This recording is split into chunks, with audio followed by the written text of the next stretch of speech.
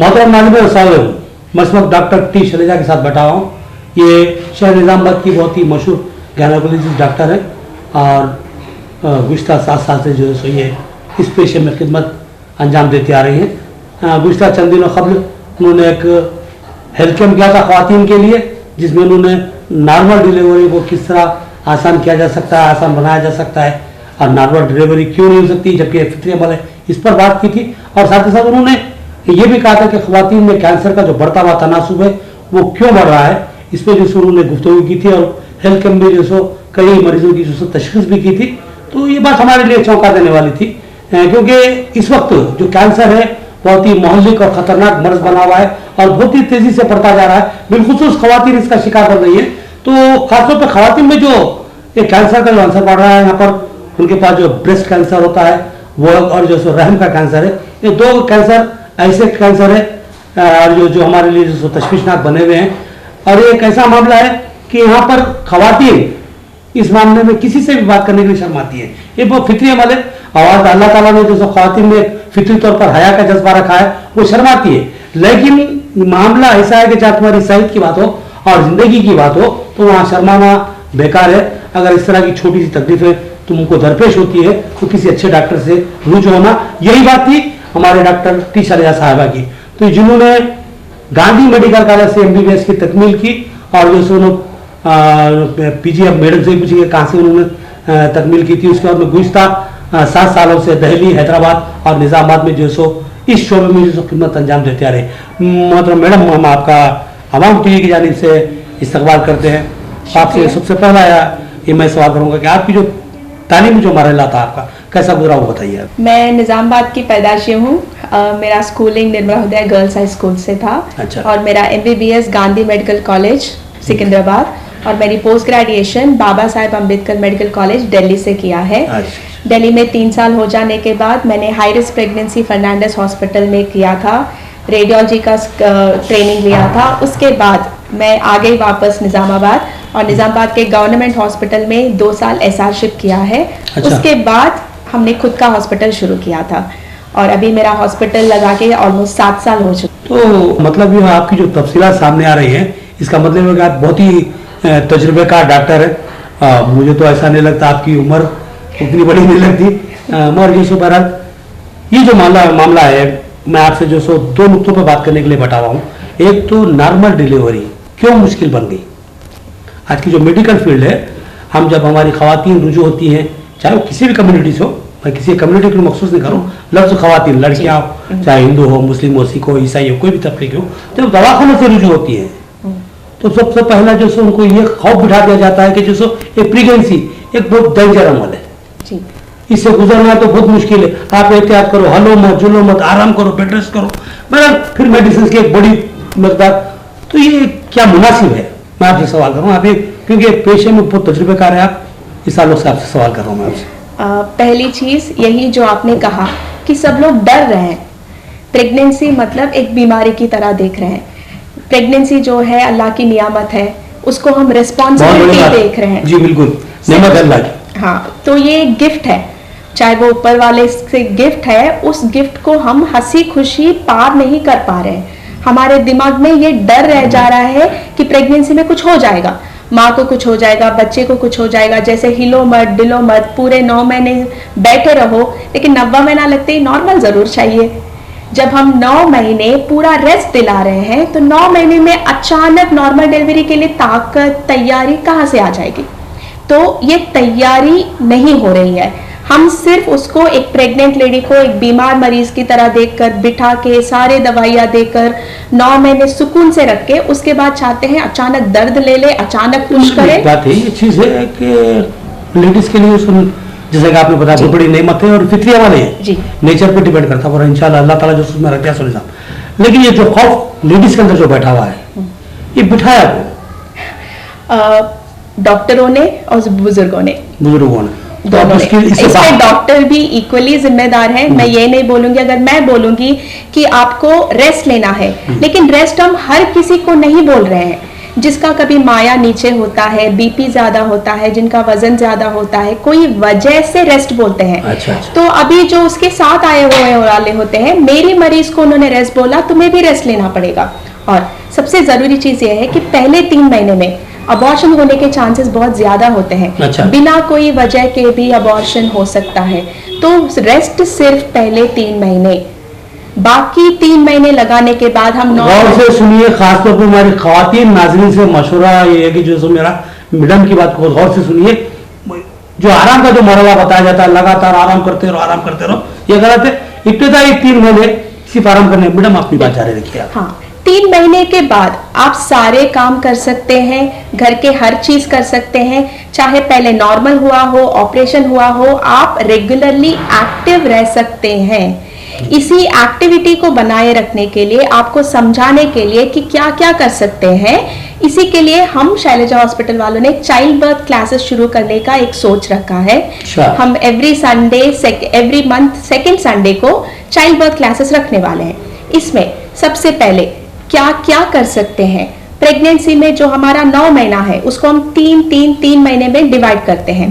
पहले 3 महीने में क्योंकि अबॉर्शन का खतरा हो सकता है, ज्यादा रेस्ट या फिर क्या क्या कर सकते हैं, मिल सकते हैं नहीं, उसके बारे में बोला जाता है।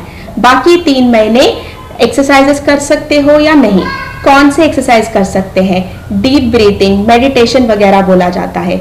आखिरी 3 महीने डिलीवरी के लिए तैयारी किया जाता है। तो हम चाहते हैं कि चाइल्ड बर्थ क्लासेस में हर प्रेग्नेंट औरत को ये आपको नॉलेज मिले कि मेरी बॉडी में प्रेगनेंसी के वक्त क्या हो रहा है, क्या क्या बदलाव है, इसमें अगर कोई प्रॉब्लम हुआ हम इसको कैसे संभालें। यानी कि पीरियड के साथ साथ जो सो चेंजेस भी आते हैं। हाँ, तो उसके हिसाब से आपको इस बॉडी में 5 महीने से जैसे हरकतें मालूम होती है, तो आपको हरकतें कैसे काउंट करना है। लेकिन 5 महीने में ही हम सारा एक्सरसाइज नहीं करवाने वाले हैं। अभी एक्सरसाइज करके 9 महीने तक तो हमें जाना है, तो हम हर महीने में अलग अलग एक्सरसाइजेस महीने के हिसाब से और मरीज के हिसाब से, हर प्रेग्नेंट औरत अलग है। जैसे मेरी दीदी को ऐसा हुआ तो मुझे भी ऐसा होगा, मेरी बाजू वाली घर वाले को ऐसा हुआ तो मुझे भी ऐसा होगा, ये जरूरी नहीं है। हर प्रेग्नेंट औरत अलग है, हर प्रेगनेंसी भी अलग है। जैसे पहले बच्चे के टाइम पे बहुत वॉमिटिंग्स हुए, दूसरे बच्चे में वॉमिटिंग्स नहीं होंगे। तो हमें ये बाजू वाले जो कहते हैं कि उसको ऐसा हुआ, इसको ऐसा हुआ, ये सोचकर जो डर हम लेकर आ रहे हैं, जो आपने बोला कि हम नहीं कर पा रहे हैं नॉर्मल, क्योंकि हम सबकी बातें सुन रहे हैं, अच्छी बातें दिमाग में नहीं आती, बुरी बातें दिमाग में रह जाती है कि किसी के साथ बुरा हुआ तो मेरे को भी होगा, उसको बीपी हुआ ये होगा, और उस हॉस्पिटल में अबॉर्शन हुआ तो मेरा भी अबॉर्शन होगा। लेकिन हर प्रेगनेंसी अपने बॉडी के हिसाब से बदलाव लेती है। उस बदलाव को समझने के लिए, उस बदलाव को कैसे एक्सेप्ट करना है, कैसे चेंज करना है, ये हम चाइल्ड बर्थ क्लासेस में एक्सप्लेन करना चाहते हैं।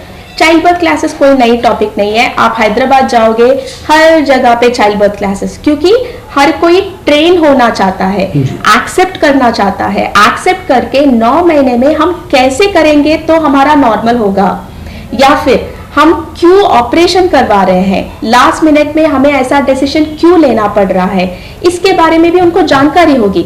जैसे 9 महीना लगते ही बच्चे ने पेट के अंदर मोशन कर दिया, बच्चे का धड़कन 110 से कम हो गया, तब हम क्या करेंगे, हमें बच्चे को भी तो बचाना है, लेकिन उस टाइम पे ऑपरेशन की जरूरत पड़ेगी। तो इमरजेंसी सिचुएशंस कैसे आएंगे, ऐसा नहीं है कि जैसे मैंने पूरा 9 महीने इंतजार किया, नॉर्मल के लिए इतना मेहनत किया, लेकिन मेरा ऑपरेशन हो गया तो मेरा दिल वहां पे टूट जाएगा कि मैंने इतना मेहनत किया, मेरा हुआ नहीं। तो यही एक्सपीरियंस दूसरे को भी जाएगा कि मैंने इतना मेहनत किया, मेरा नहीं हुआ तो तुम्हारा भी नहीं होगा।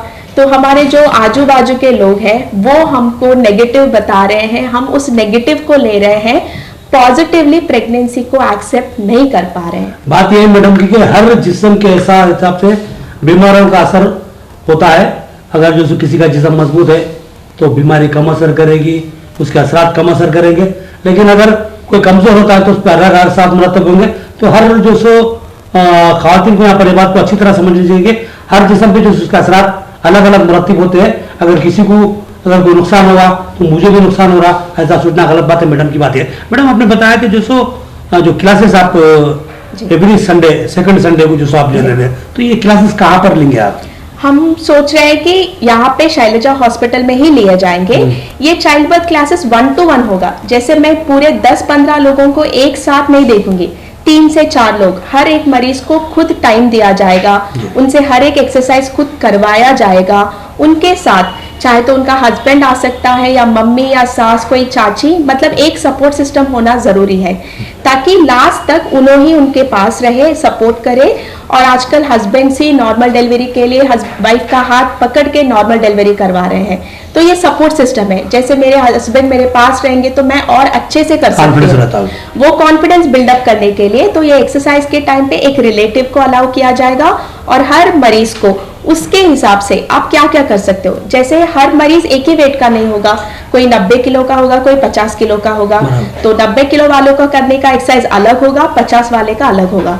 तो 1-to-1 इंटरेक्शन करके जो भी लोग चाइल्ड बर्थ क्लासेस पे इंटरेस्टेड है उनको हम एनकरेज करना चाहते हैं और समझाना चाहते हैं कि अगर आप 90 किलो हो, आपको क्या खाना है, क्या खाकर आपका वजन मेंटेन करना है और डिलीवरी के टाइम पे आपको पुश करने के लिए कितना मेहनत करना पड़ेगा।